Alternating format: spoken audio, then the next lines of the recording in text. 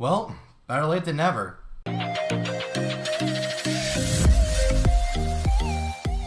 What's on, guys? Jay Hoyt back with you today. Welcome back to Call of Duty Vanguard. Well, you know what's the worst thing to happen after Call of Duty Champs?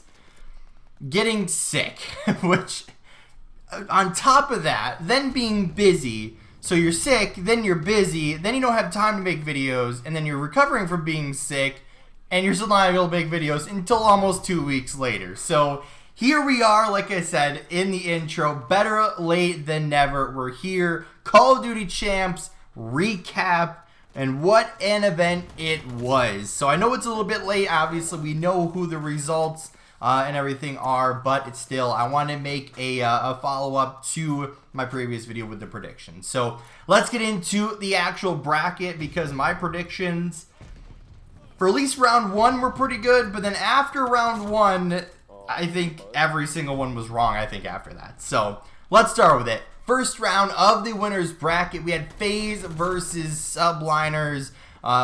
This one, we predicted FaZe, it ends up being FaZe. So 3-2 victory for them. Subliners drop down to the elimination bracket. Next matchup, we have the London Royal Ravens versus the Seattle Surge. We predicted 3-1 Seattle, but we got one even better. We got game 5. Seattle does win this one, and they move on. So far, so good. At least we have the correct winners. But let's keep it going to see how well our predictions are going to be here. Third matchup, Optic Texas versus Toronto Ultra. We predicted 3-1. Once again, goes game 5. Right? Game 5. Once again, what else could be better than game 5? Another game 5. Next, well, Optic moves on in the game 5 versus Toronto. Toronto drops down. Optic moves on to the second round. Next matchup, LA Thieves versus the Boston Breach. This one, we predicted game 5 with LA Thieves winning it, and we got a game 5 victory with LA Thieves winning it. So finally, we got one exactly correct. We got one perfect prediction so far out of 4. So I think that's shooting pretty good. All right, 25%, that's not too bad. But let's drop down to the elimination bracket. Lives on the line at Call of Duty Championship.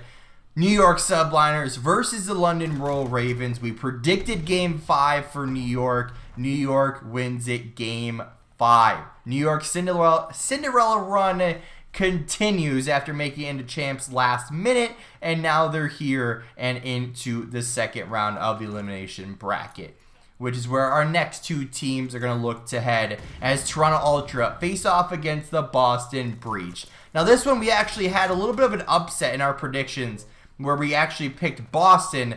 However, Toronto does come out and win this one in the game 4, gets the hardpoint victory, ends up taking this series. Boston Breach and London Royal Ravens out of champs at top 8. Second round of the winners bracket, jumping back up to the top. We have Atlanta FaZe versus Seattle Surge. Now in our predictions, of course, we predicted an upset, but this one was no upset, but it was awfully close, as Seattle does force the game 5 versus Atlanta.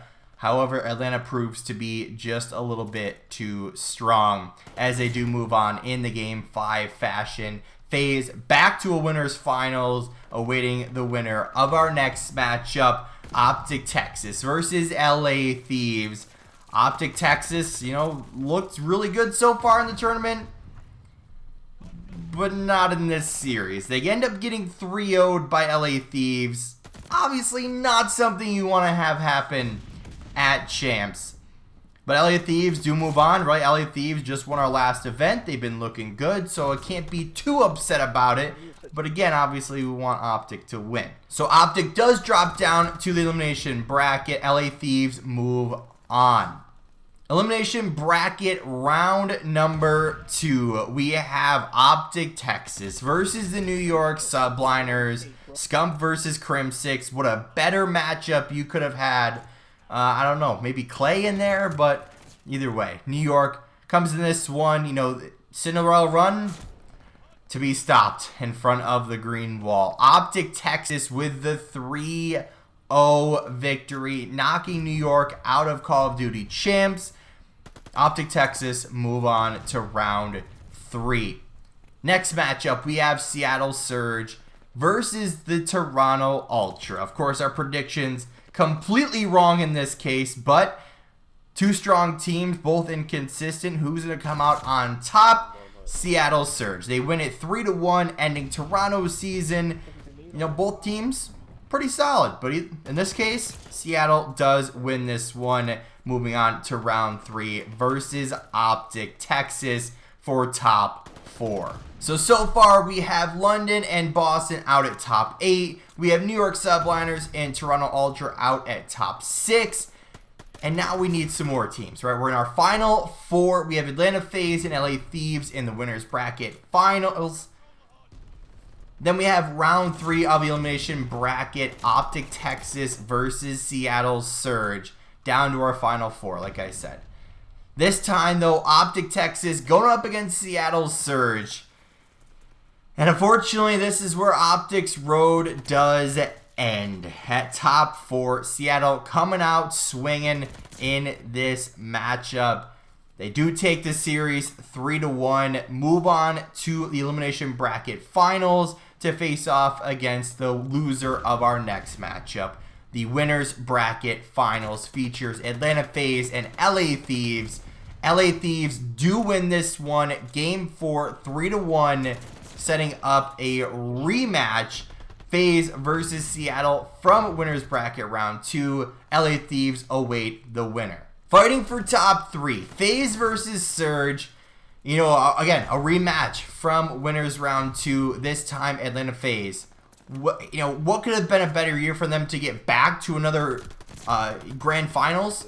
Well, it would be winning the entire thing, but they don't know how to do that this year, apparently. But Atlanta FaZe does win this one as well, 3-1 fashion, setting up a rematch of the winners finals, which I feel like always happens in these tournaments anymore, where the winners bracket finals ends up being our grand finals at the end of the day. I don't know if there's any like reason for that or what, but again, we have a rematch. LA Thieves versus Atlanta FaZe.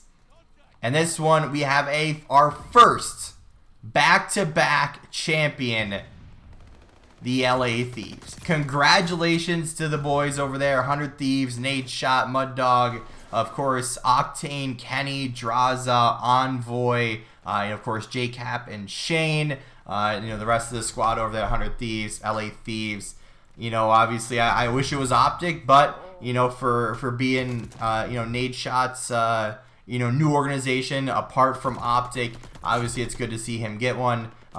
Just not when Optic's playing, separate gear from them would have been great. But of course, again, congrats to those guys. Obviously, Envoy being dropped from Optic, then going over to this team and winning kind of sucks in the long run, because was that the right decision? Did you actually want to do that, or did the merge kind of affect everything? It's always hard, playing the what if game, after the fact, after something good happens to the new squad or the player that ends up moving on and doing good things. So again, congrats to them. Atlanta FaZe do get second in this one, but we do take a look at the final prize money for the entire event here. LA Thieves walking away with $1.2 million for the team.